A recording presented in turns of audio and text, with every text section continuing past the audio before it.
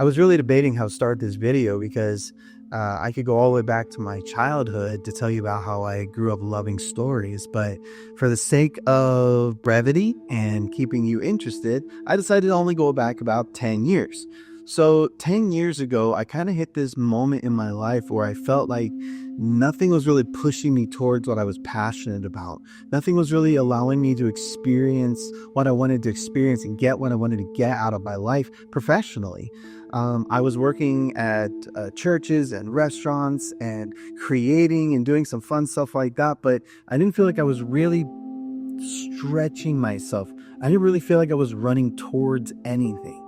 So I went back to something that I've always loved, and that's telling stories. I've always enjoyed stories from other cultures and other people groups and people that I know, and just learning about them and their histories and their cultures and their stories. And then using those to learn something about myself and learn something about my own life. I just felt like that was so powerful, and that's something that I wanted to share with the world. And a natural expression of that was to become a filmmaker. But even 10 years ago, I was considered old for this industry. So there were some roadblocks that I had to overcome.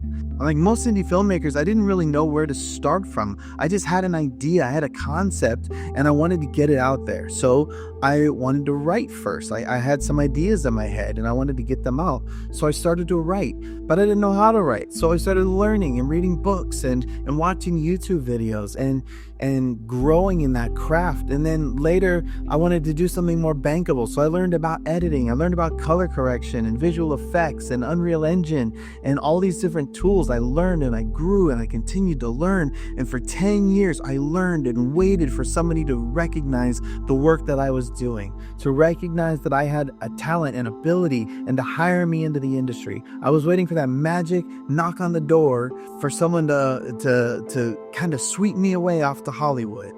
But like all of you know, that never happened. That call never came. The knock never happened.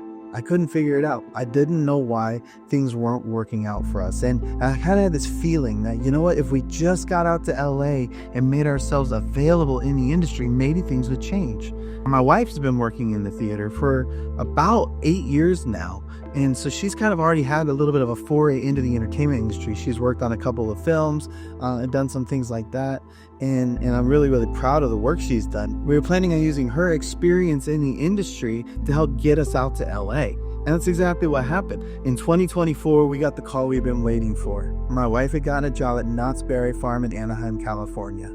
It wasn't really LA, but man, was it close. So we took the position. We didn't realize that it was only a part-time position. So when we got out here, we had some hurdles to overcome. You see, I didn't have a job yet. But with all of my experience in the restaurant industry, I was sure I'd find something quickly. I had worked in that industry for a couple decades at that point, and I felt like I had a lot of bankable skills that I could put to work. Well, that was proving to be a little bit more difficult than I thought. Turns out there's a lot of people in LA, and they're all looking for jobs.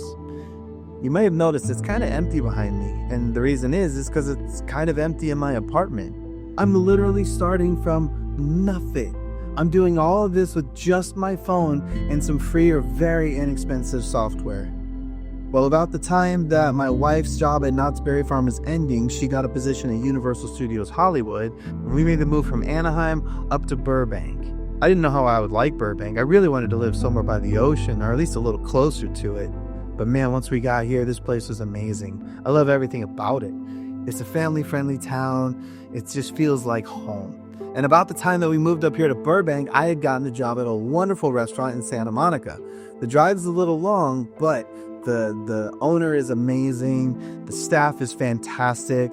And I just get to enjoy going to work every single day. So I lucked out in that department. We ended up getting a job.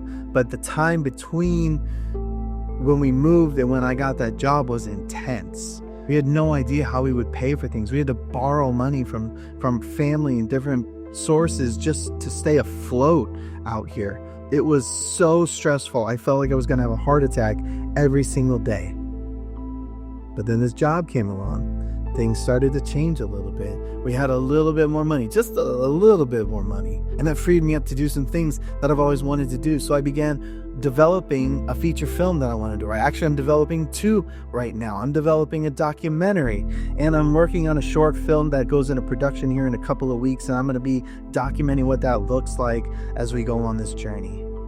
But the whole purpose of this channel is not to say I've got it all figured out. Yes, I've got 10 years of studying this stuff and a ton of head knowledge that I think will help you and will definitely help me as I'm embarking on this journey.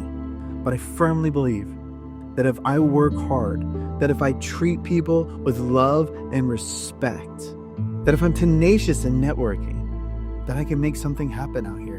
And I want you to come along with me on that journey, because so many of you are where I am right now. And I'll be talking about this more and more in future videos.